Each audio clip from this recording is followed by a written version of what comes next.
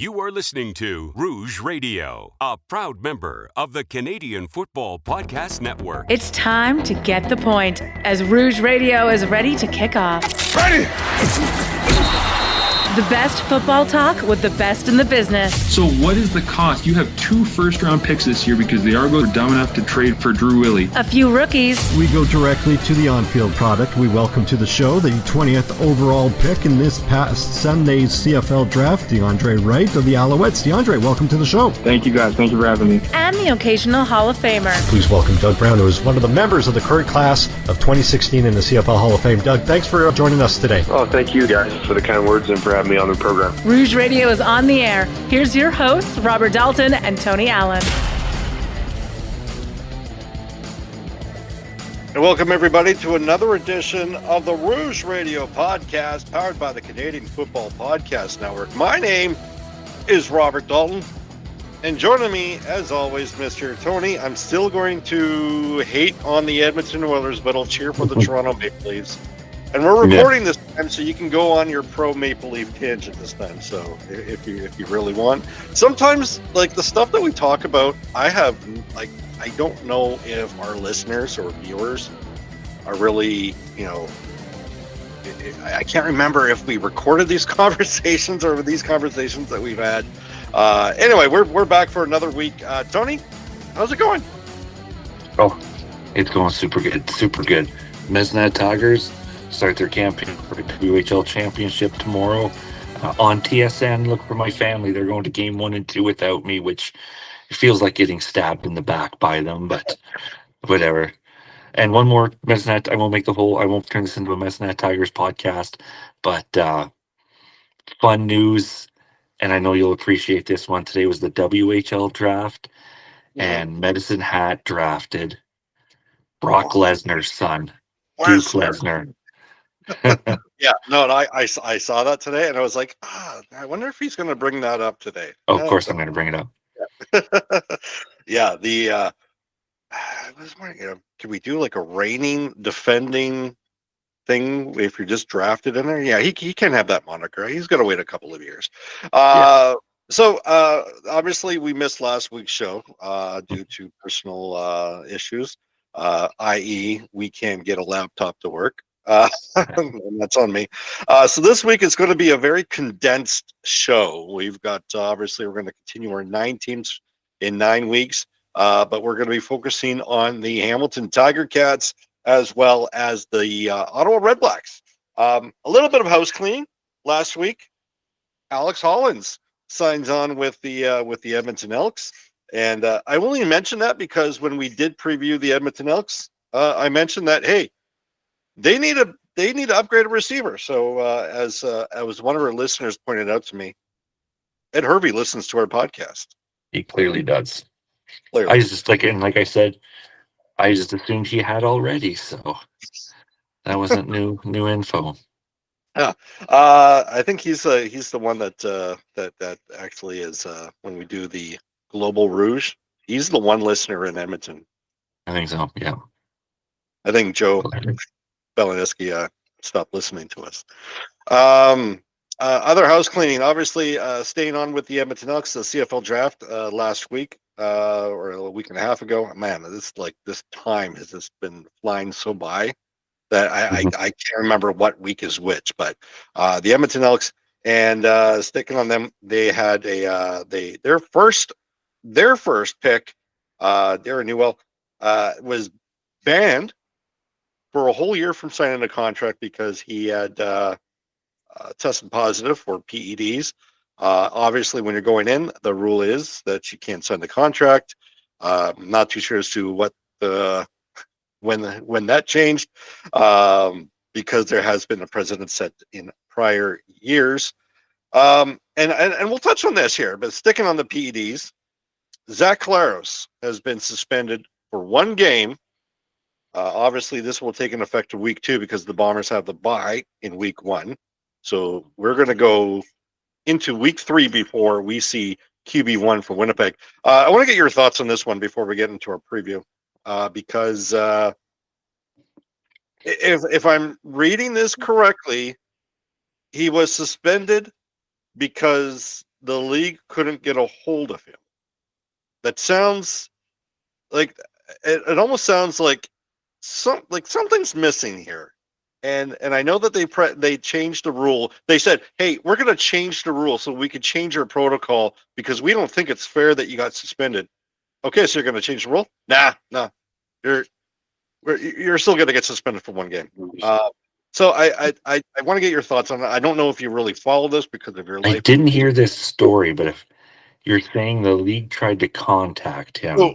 So what happened is, I guess apparently the league contacts the players ahead of time to go through their physicals, I guess, and then surprise drug test. They tried to get a hold of Zach Claros. They couldn't get a hold of him, and because of that, it is listed as a failure to. Which I get it, right? Like this isn't saying that. I don't think anybody's saying that Claros is trying to evade taking a test, but I mean, you've been in the league for like 10 years, right? Like even more than that. You kind of have a sense that, hey, if a certain number is calling you, you might want to pick it up, dude. But yeah, and so like, and if they want to random drug test him, and you don't answer, I don't care who you are. That's a little suspicious. Mm-hmm. And like you said, like numbers should be pretty familiar. And I'm not going to assume Zach Claros is doping or using steroids, but I mean, if he's in Canada, a little bit of the devil's lettuce is legal, Maybe he just didn't want to test positive for, the cannabis sativa. Are you? I know what you're referring to. Obviously, you are. I just like it how you just kind of try to professionalize it up a little bit, right? Right. Like, Keep it family friendly. I guess. Mostly, there's a lot of people going devil's lettuce. What? So that'll wrap it up for I guess our little house cleaner. Let's get to the meats and potatoes of the podcast. The Hamilton Tiger Cats, the original reason for us to go do this podcast. Obviously, they have a huge movement off the field. Obviously, with the hiring of Ted Gavaya as their new GM. But I mean, some major shakeups on the field, subtractions. David Beard, Brandon Barlow, Stephen Dunbar Jr., James Butler, Richard Leonard, Nick Gusher, and in comes Reggie Stubblefield, Kenny Lawler, Liam Dobson, Deshaun Amos, Miles Fox, and Taiwan Garbett. A large portion of that are coming from the Winnipeg Blue Bombers, which is normal when you have a new GM and a new coach. Well, they don't have a new coach, but when that happens, they generally take players who are free agents or via trade, who they are more familiar with.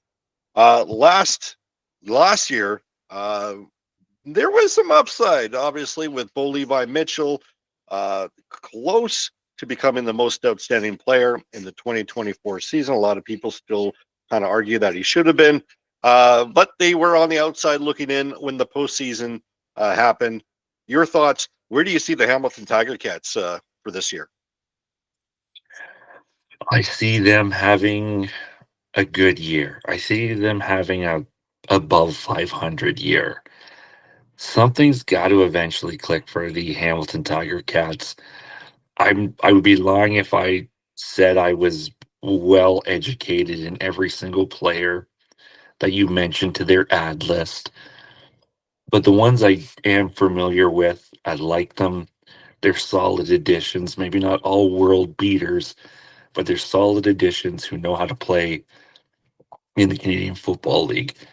So this is really going to come down to what kind of year Bo Levi Mitchell can have again in 2025. If he can repeat last year and maybe the Tiger Cats cut out, some of the mistakes they made last year and get some bounces to go their way, some catches to fall in their hands, I think it could be a good year for the Hamilton Tiger Cats. I don't think it's like a 13-5 type year for the Tiger Cats, but I feel like it could be a 10-8 kind of year for the Tiger Cats because there's a lot changing with the Alouettes. I feel without doing it becoming an Alouette show, I think there was more subtractions from Montreal than there was additions, and I really don't know what to think of the Toronto Argonauts, despite them being Grey Cup champions.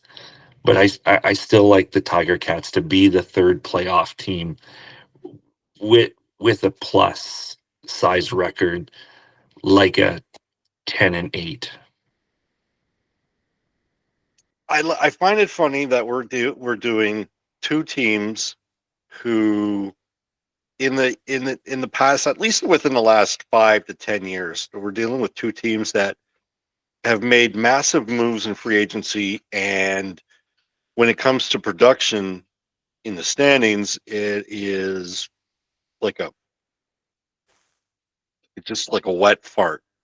And Ottawa made some major steps last year, and I think that they kind of hover around mediocrity. Coaching had an issue, defense had their own issue, and while he had experience, they essentially had a young rookie starting quarterback in Drew Brown. So I kind of maybe expect Ottawa to have a little bit of a boost, just because, hey, now they've got that experience going into postseason. They've added, and then we'll talk more about the Ottawa REDBLACKS in a bit. But when it comes to Hamilton, it's like, I think at least for me, I'm past the point of the law of averages for Hamilton. I'm at the point where show me that you're worthy of me predicting that you belong in the upper echelon on these, like not only in the CFL, but in the East alone. Yeah, we can have our comments and questions about Montreal, and obviously Toronto's going to have their issues too as well. Is that enough for me to say that, yeah, I think Hamilton can steal a win or two from those teams, because they did steal a win or two from Toronto last year, and it just wasn't good enough. And if we're on the understanding that they're going to have the same amount of success that they did against Toronto last year that they are going to have this year, what is that going to mean? Because it's not like you're going to take more wins from Toronto. To me, it's like Bo Levi Mitchell had a great year. I still am the believer that that Bo Levi Mitchell, put in a situation where he has to throw 80% of the time, is going to put up yardage, but is he going to be responsible for wins? I don't think so. I want to see Hamilton's defense be a little bit better. And outside of Reggie Stubblefield and Deshaun Amos, I don't know if they made huge upgrades on that defensive side. To me, I'd like to think that there's going to be an improvement, but I can't see Hamilton doing any better than 7-11. So, not going through this night. It's not exact science because I haven't gone through the schedule like I have in previous years, but I can't see Hamilton being more than a 7-11 team. Ottawa REDBLACKS. Obviously, we talked about them just briefly. Their key additions. Obviously, the big thing here is that they've rehired Rick Campbell, former coach of the BC Lions, as their special teams coordinator. That is going to be huge, in my opinion. Key additions: we got Eugene Lewis, William Stanback, Peter Godber, Robert Priester, Tunde Adeleke, and main subtractions: Dominic Rhymes, Jalen Acklin, Jeremiah Mazzoli, Damon Webb, and Keaton Brugling. When you're bad at certain things and you lose those players, to me, it is addition by subtraction. And I think that because Ottawa made that improvement last year, and I think where you said earlier about the issues and the regression for Montreal and Toronto, I think that point is better instituted for Ottawa because they have made that improvement on the offensive side. I think they have made that improvement on the defensive side. And I think where they're really going to notice the difference is the coaching and the prep on the special teams. Not that they were horrible last year. Not that they when he was healthy, Dedman, but it was killer. Obviously, Lewis Ward is killer on the field goal. So I don't know how you can improve on what was already good on the special team side, but I think where you're going to see the improvement is the defensive side. When Ottawa needed a second and long stop, they weren't getting it last year. I think they've made enough improvements to where you can force turnovers, you can force second and longs,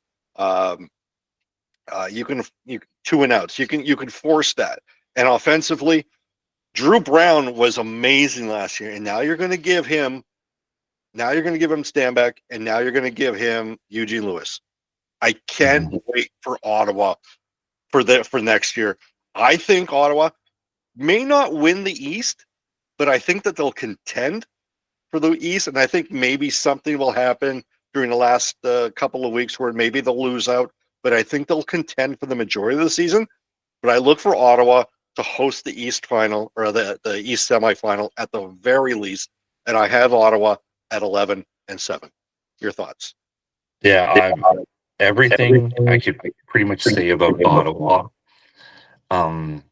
is what you said, but I'm even higher on them than you are because I think it was about, I was still in Ontario going out there for work when I thought Ottawa was going to make that jump. They never did by making the additions I thought they might to make the playoff run. But I still see the future getting brighter and brighter in Ottawa. And overall in the West, I think this is going to be the East. This is going to be Ottawa's year to control the power in the East this year. I don't think the West is as powerful as it has been historically in the Canadian Football League. And I just feel like this is going to be Ottawa's time to rise. I guess you said I said, so I won't go on too much more. The East belongs to the Ottawa REDBLACKS, and they'll have to screw it up to lose it. I have them finishing first in the East. I have them at a 13-5 record. Wow. All right. Well, This is going to be Drew Brown's year, MOP season. He is going to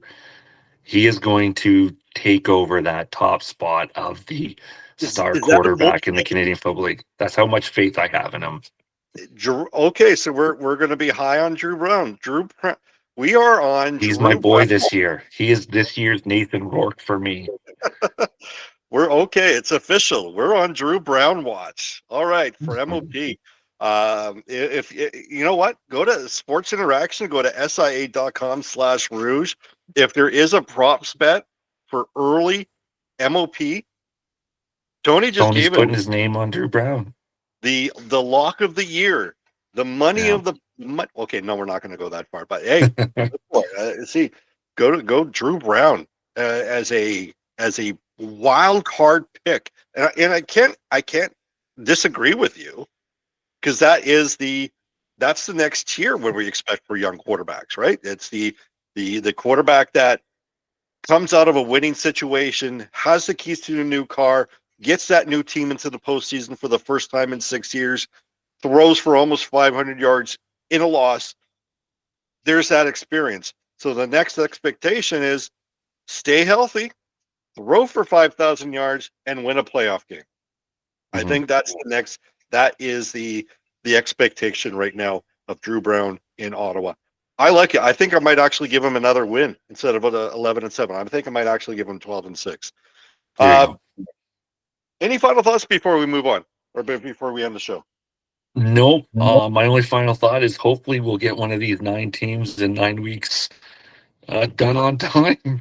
We had recorded BC's or Calgary's, or we recorded Edmonton's like 4 times, and I think Calgary's the only one we pulled off on schedule. So it's been a fun start to the CFL season. Yeah, and I don't want to do too many 2 teams in one show, but obviously with scheduling, that actually might happen. So next week we will focus on the BC Lions. who had a very underperforming year. And spoiler alert, I think it's going to be another bad year for BC, but we'll talk more about that one. Stay tuned for 4 teams in 4 hours on our next. There we go. In 4 weeks, we'll do 4 teams in 4 hours. All right. This is episode 521 of the Rouge Radio podcast. Again, you can follow us on Blue Sky at Rouge Radio. Obviously, don't know the Blue Sky. Yes, Tony is pointing out his Medicine Hat Tigers. I don't have any Winnipeg Jets paraphernalia, but we've got 2 great teams still in the playoff hunt. Go Tigers, go Jets. For Tony, I'm Dalts. Thanks for listening. Well, we'll see you next week.